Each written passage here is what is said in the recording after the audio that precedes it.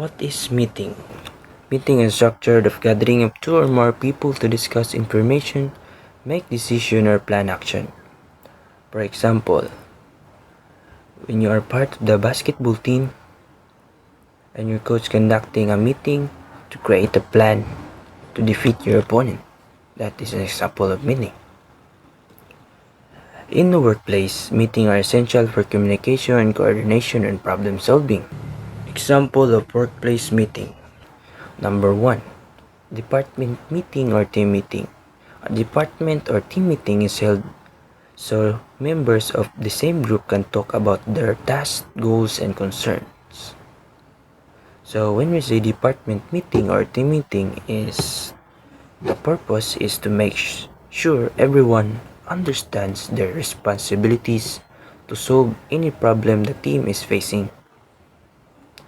It helps them to stay organized and work together properly.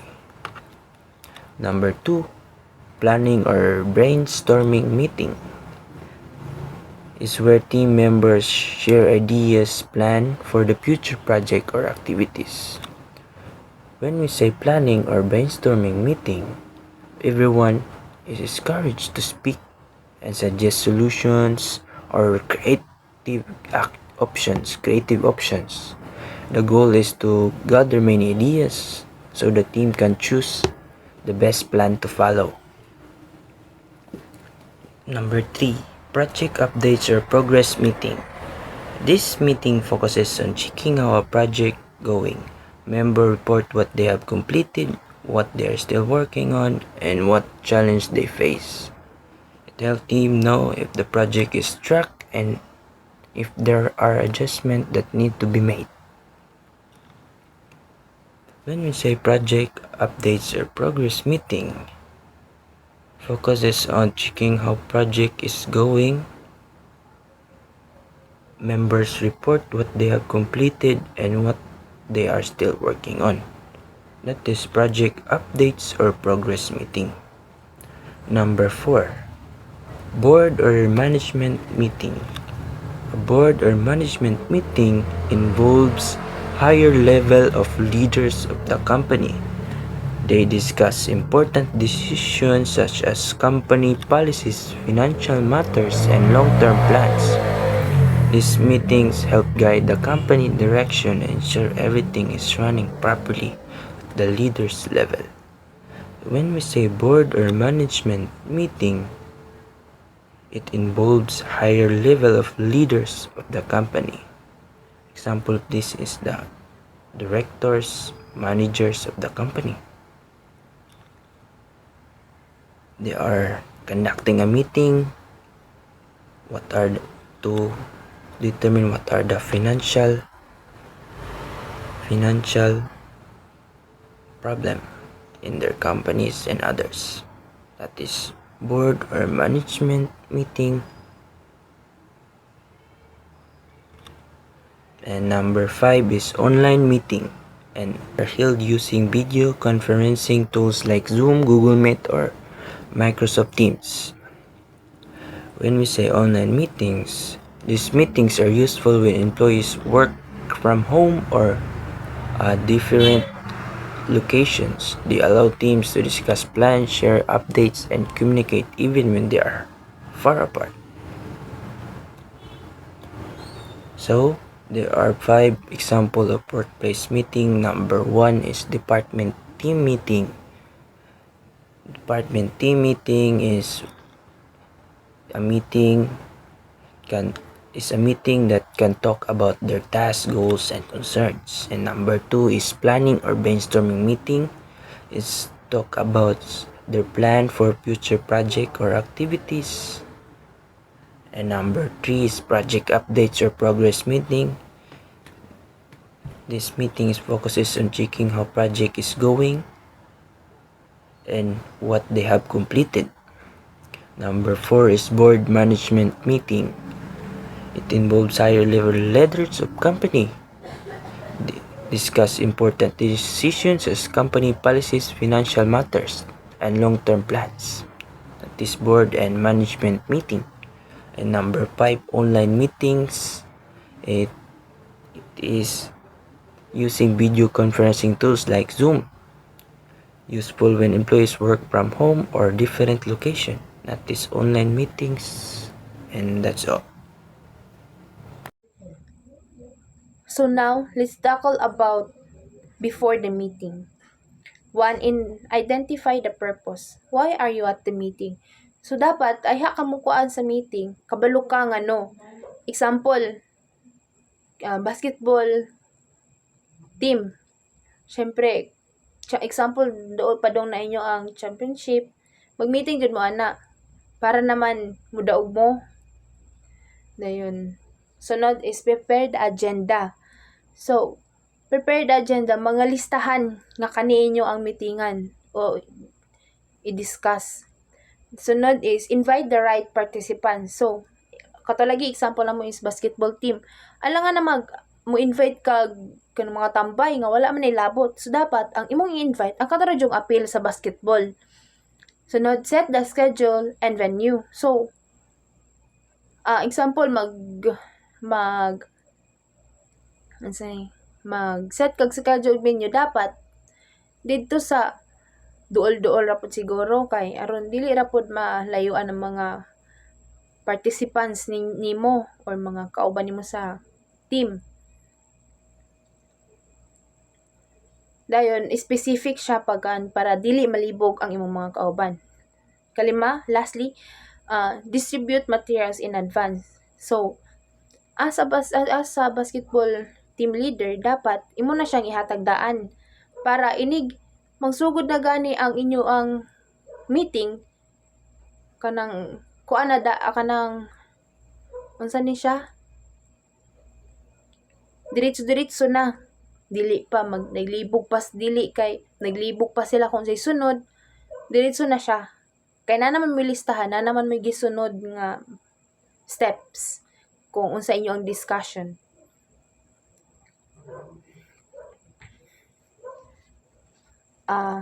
Sunod is during the meeting. 1.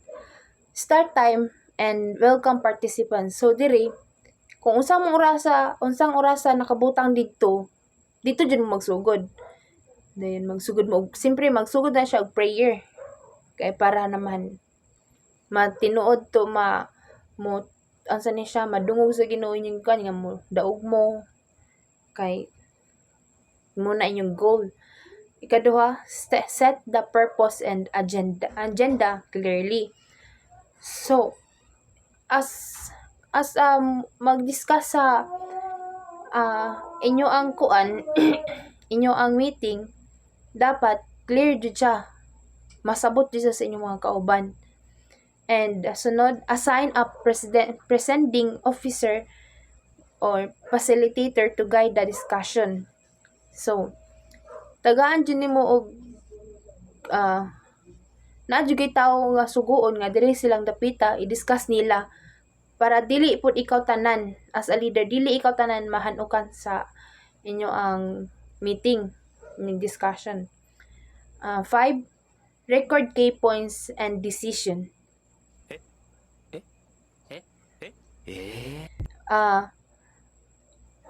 Diring dapita dapat imong i-record ang mga important mga decision ninyo nga gipanghimo or meetingan para naman dili mo masayop, di mo malibog. 6. Summarize decision made and action to be taken. So diri inyo nang sabutanan nga muna inyo ang decision or muna inyo ang action nga himuon. So, lastly, end the meeting on time. So, kung sa inyong gisabutan nga oras nga aham mo taman, then hadyo mo taman. Kasi kung sa company pa ni siya is overtime na ni siya pag masubra. That's all. Thank you. I am the next reporter and my part is about after the meeting and the rule of the meeting. So now let's first talk about after the meeting.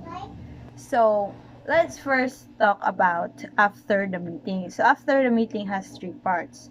First is write and distribute the minutes of the meeting. So after the meeting, someone needs to put everything into writing, like the decisions, the plans, and the importance reminders, so no one will forget what was talked about. For example, your group just finished planning for a project. So someone will write down everything and send it to your group chats so everyone won't forget what was the meeting, what was talked about. So second is assign responsibilities for follow-up actions. So this is where you assign everyone for their own responsibilities, their own capabilities to do a task for the successful actions or successful of your project. Like for example, you are the leader. So you would give a task to everyone that they are capable of to finish it. So they're capable of to handle the task that you give them. So like if you're given the secretary, so you're assigned a secretary for writing because he was good at it, or you're assigned the treasurer about the compensation because he or she are good at it. So as a leader, you assign your members as their tasks that your capabilities of, so there won't be a problem and the actions may be go and success. Next and lastly is monitor progress on agreed task. So it is not enough just to assign a task to them, to your members.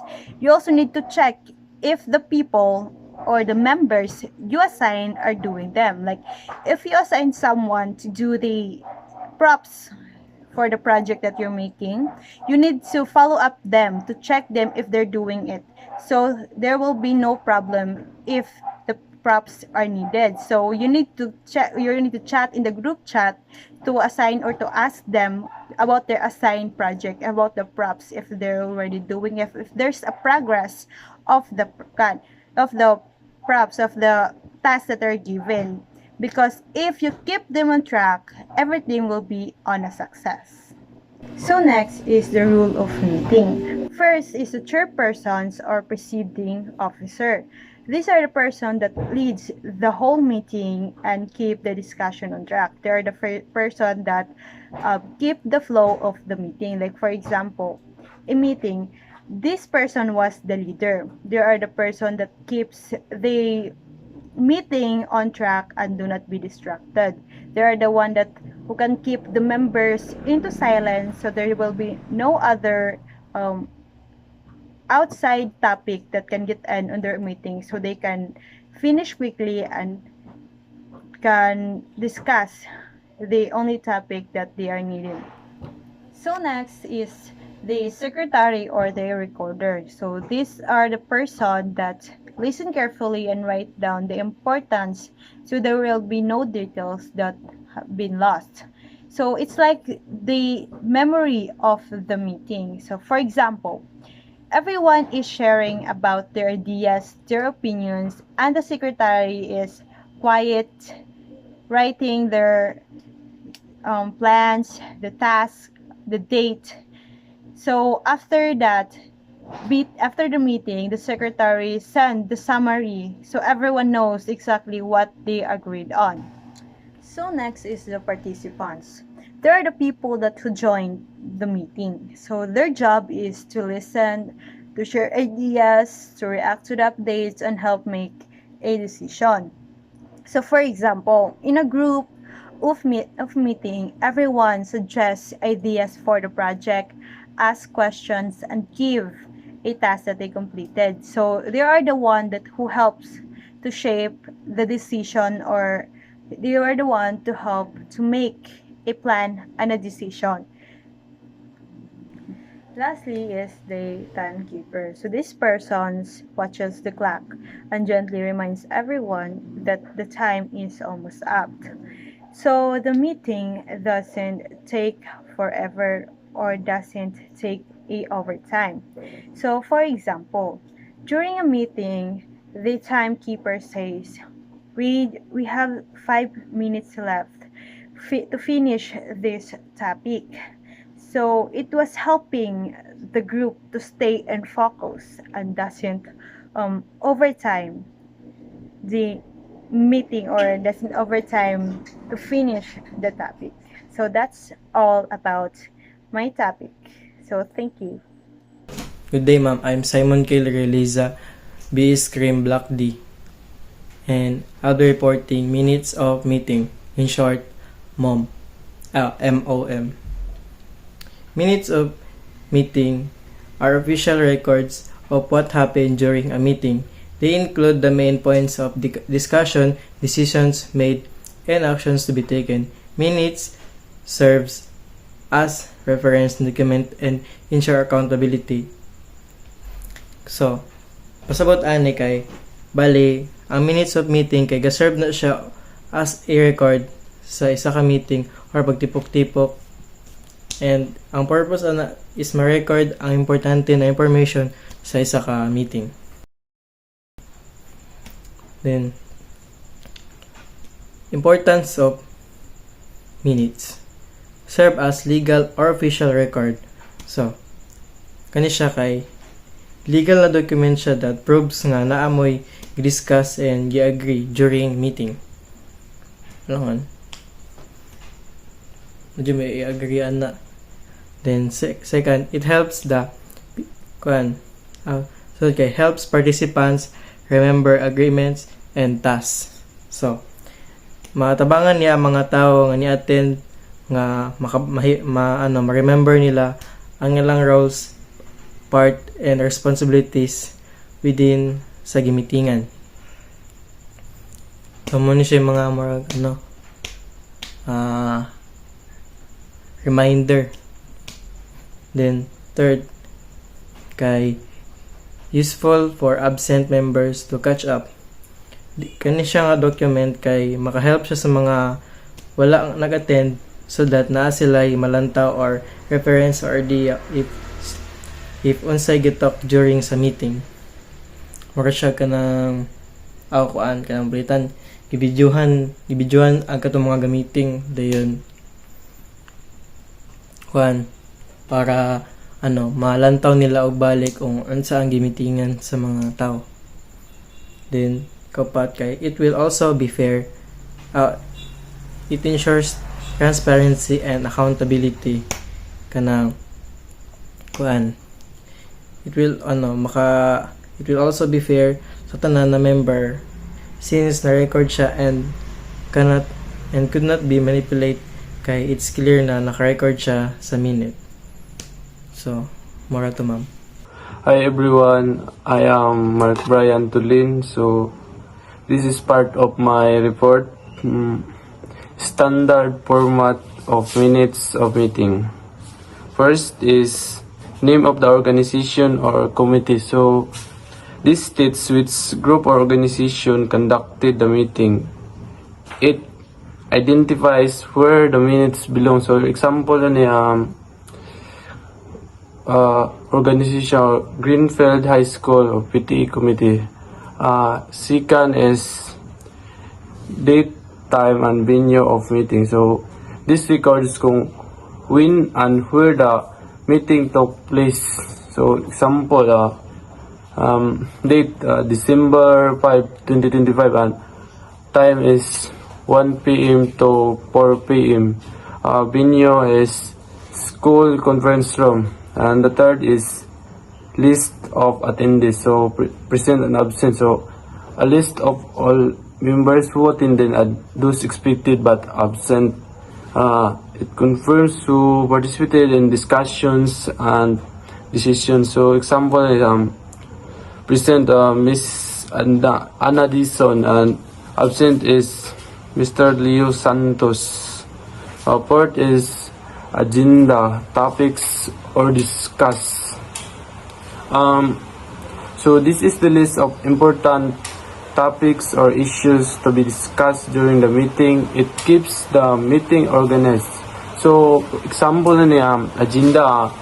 First, preparation for school outreach program, and second, budget allocation. The third is distribution of responsibilities, and the fifth, discussion and decisions. So this section summarizes what was discussed for each agenda item and the decisions or agreements made.